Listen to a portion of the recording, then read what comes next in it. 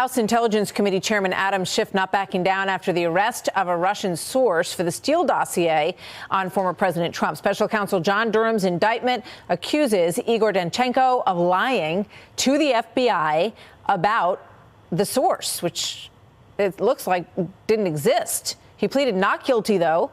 Schiff says based on what he knew at the time, the dossier was still worth looking into. Watch this. I don't regret saying that we should investigate claims of someone who, frankly, was a well-respected British intelligence officer. And we couldn't have known, of course, years ago that we would learn years later that someone who was a primary source lied to him. So let's bring in Ohio Congressman Jim Jordon, the top Republican on the House Judiciary Committee. Good to have you here today, Congressman Jordon. I also want to play this quickly. This is from The View the other day. Watch this exchange as well in the same context. You defended, promoted, you even read into the congressional record the Steele dossier. And we know last week the main source of the dossier was indicted by the FBI for lying about most of the key claims in that dossier. Do you have any reflections on your role in promoting this to the American people? Well, first of all, whoever lied to the FBI or lied to Christopher Steele should be prosecuted.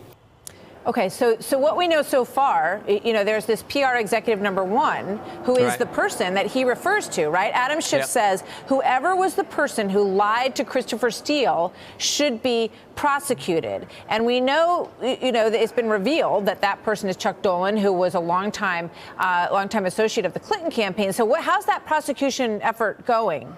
Well, we'll see. But in essence, Adam Schiff is saying the Clinton campaigh should be prosecuted because that is what he's saying. That's where the lie started. I find it interesting, too, that even the Washington Post has apologized, or I probably apologize is too strong a word for the Washington Post. They've admitted that what they reported was not accurate. It seems to me Adam Schiff should be able to do the same thing because, frankly, everything we said about this over the last several years turned out to be true. The only thing we were wrong about is it was worse than we thought because it went directly to the Clinton campaign, specifically, at least what we know now, Mr. Dolan. That's where the lies all started. And the idea that the FBI didn't know that this was garbage, I find that hard to believe, but we'll see what Mr. Durham turns up. Yeah, we have a scroll, actually. The Washington Post, I wouldn't call it an apology. I agree with you. But these are corrections, OK? So they went back to all of these stories that were scrolling on the screen, and they have made corrections to dozens of articles. Some of them are broader articles that deal with the Russia collusion issue in different places. Some of them were on the list that won the Pulitzer Prize. Some of them were not. But regardless of that fact, you know, this is sort of as under the radar, I guess, as can be. But we've got, you know, people who oversee media and journalism at Columbia and other places saying, whoa, these institutions need to take a good hard look at how they got so far down the rabbit hole on this story. That was part of the whole game. Remember, one of the other indictments, not Mr.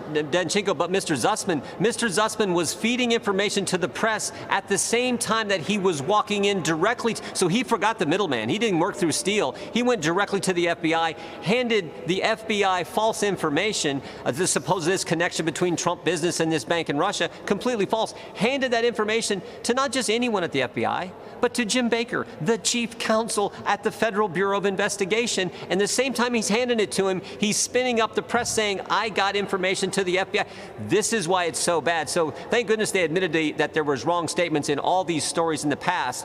But people need to be held accountable. I don't know if it goes all the way to top people at the FBI like Andy McCabe. We'll find out. But it sure seems like it does. Yeah. And, you know, as I said, there were stories that they won Pulitzers for. The list we put up are the ones that they made corrections in. And those may be separate. But there's a large umbrella here of these stories. So we just continue to see how many corrections are going to be issued in these as this moves forward. I want to ask you one last question with regard to an issue that you and I have discussed in the past, which is Attorney General Merrick Garland and the effort by the DOJ to make sure that any of these parents who are speaking out at these school board meetings who step over the line are under the purview or investigation of the FBI. A new development in that? Yeah, there is. We just had a whistleblower come forward. We got information from him, from this individual yesterday.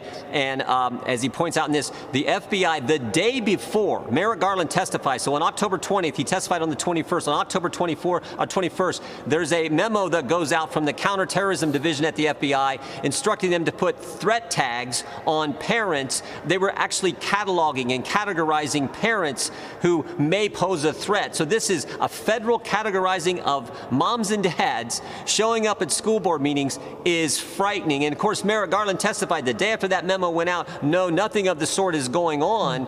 We got some real questions for the Attorney General in light of this whistleblower's information that he's brought forward. It reminded me, frankly, Martha, remember back when Lois Lerner and the IRS targeted people with the BOLO list, be on the lookout list? Yep. That's what this reminded me of. Yeah, we know what happened to them. They had agents show up at their doors and go through all of their financial documents. Yep. And this piece that you referred to is also just reported just in the Wall Street Journal. So people can take a look at that. Congressman Jordon, thank you. Always good to see you, sir. Thank you. You bet.